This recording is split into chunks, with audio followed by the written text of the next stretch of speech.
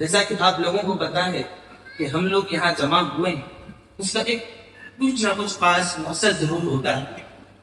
جس طرح سے اللہ تعالیٰ نے بعض دنوں کو بعض دنوں پر افضل کرنا ہو، بعض مہینوں کو بعض مہینوں پر افضل کرنا ہو، بعض شہروں کو بعض شہروں پر فضیلت دی، اور بعض رسولوں کو بعض رسولوں پر فضیلت دی.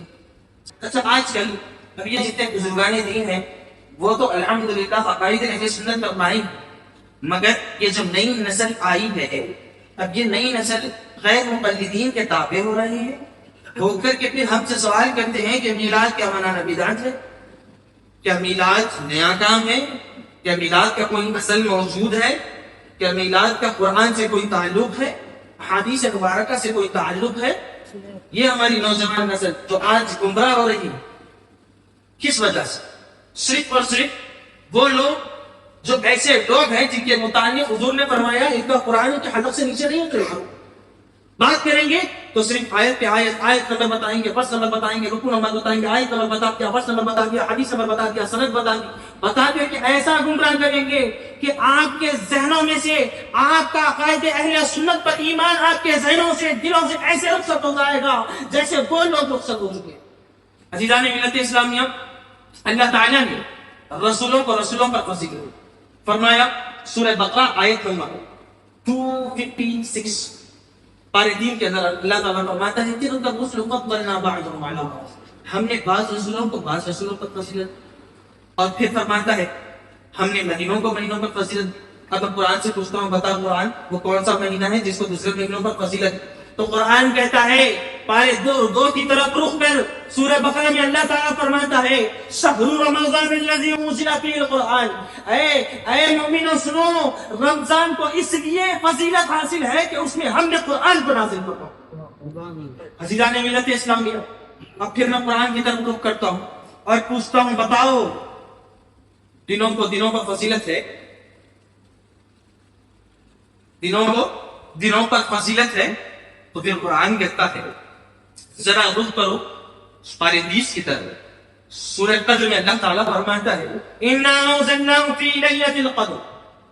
کیا فرما رہا ہے؟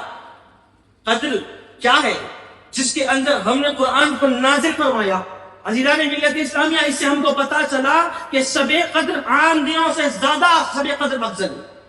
اب پھر میں سوال کرتا ہوں، بتاؤ شہر میں بھی کوئی شہر ایک دوسرے سے افضل ہو سکتا ہے؟ شہر بھی کہ کسی شہر سے افضل ہو سکتا ہے؟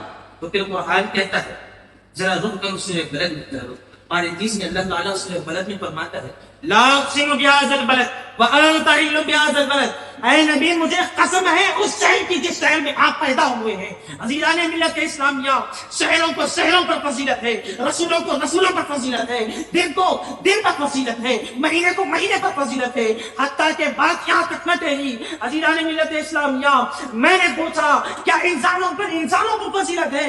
تو قرآن کہتا ہے ذرا رک کرو سورہ حجرات کی طرف آیت نمبر 13 26 میں اللہ تعالیٰ ارشاد فرماتا ہے ان اکرمکم عند اللہ اتقاکم. اے دنیا والوں سن لو، کانوں کو کھول کر کے سن لو، اللہ فرما رہا ہے انسانوں میں وہ افضل ہے جو زیادہ متقی اور پرہیزگار. عزیزان ملت اسلامیہ، اب سوال یہ اٹھتا ہے کہ شب میلاد بھی افضل ہے؟ کیا میلاد بھی افضل ہے؟ جب یہ سوال اٹھتا ہے تو میں چند مفسرین کے نام آپ کے سامنے لوں گا اور ان مفسرین کے قول کو آپ کے سامنے رکھوں گا.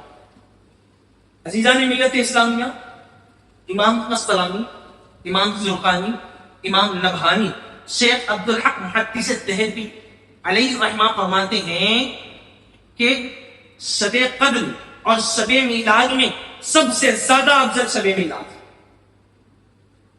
اور پھر امام طحاوی بعض سوادے سے نقل کرتے ہوئے فرماتے ہیں، رد المختار علی در المختار علی تنویر الابصار میں نقل کرتے ہیں، فرماتے ہیں راتوں میں سب سے افضل ترین رات شب میلاد رسول ہے، پھر شب قدر ہے، پھر شب عرفہ ہے، پھر شب جمعہ ہے، پھر شعبان کی 15 رات ہے، اور پھر شب عید ہے.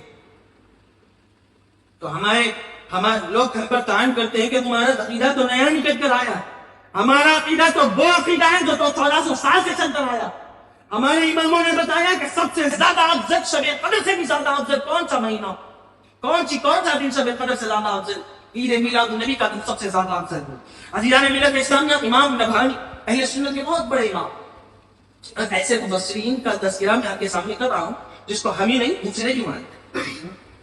میرا یہ جو تذکرہ اور میرا یہ جو دعویٰ ہے نا، صرف ہم ہی نہیں دوسرے بھی مانتے۔ امام نبہانی اپنی مشہور کتاب انوار المحمدیہ من نوائب الدنیا میں صفحہ نمبر 28 میں لکھتے ہیں وَلَيْلَةُ مَوْلُودُ صلی اللہ علیہ وسلم افضل من لیلۃ القدر، شب میلاد شب قدر سے زیادہ افضل۔ عزیزان ملت اسلامیہ، اب میں ایک سوال کرتا ہوں، اللہ تعالیٰ شب قدر میں کیا نازل فرمائے؟ اِنَّا أَنزَلْنَاهُ فِي لَيْلَةِ الْقَدْرِ، ہم نے قرآن کو قدر میں نازل فرمایا، لیلۃ القدر خیر من الف شہر۔ آیت نمبر 3 ہے، اللہ تعالیٰ فرماتا ہے شب قدر کی رات 1000 ماہ سے زیادہ افضل ہے۔ کیا فرما رہا ہے؟ لیلۃ القدر خیر من الف شہر، فرما رہا ہے کہ شب قدر کی رات میں اگر ایک رات عبادت کرو، ایک رات اگر تم عبادت کرو گے تو 1000 ماہ کا تم کو ثواب ملے گا۔ اب میں آپ سے یہ پوچھتا ہوں، شب قدر کس میں نازل ہوا؟ شب قدر کس میں ہے؟ آپ کہیں گے قرآن میں ہے۔ پھر میں آپ سے سوال کروں گا، قرآن کس پہ نازل ہوا؟ قرآن کس پہ نازل ہوا؟ تو آپ کہیں گے جناب محمد مصطفیٰ پر نازل ہوا۔ میں پوچھتا ہوں، اگر نبی نازل ہوتا تو نبی نہ ہوتے، نبی نہ ہوتا تو قرآن نہ ہوتا، قرآن نہ ہوتا تو شب قدر نہ ہوتا۔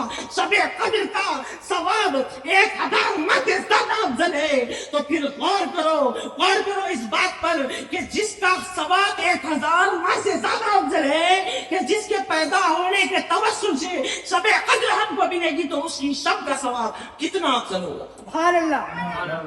عزیزان ملت اسلامیہ،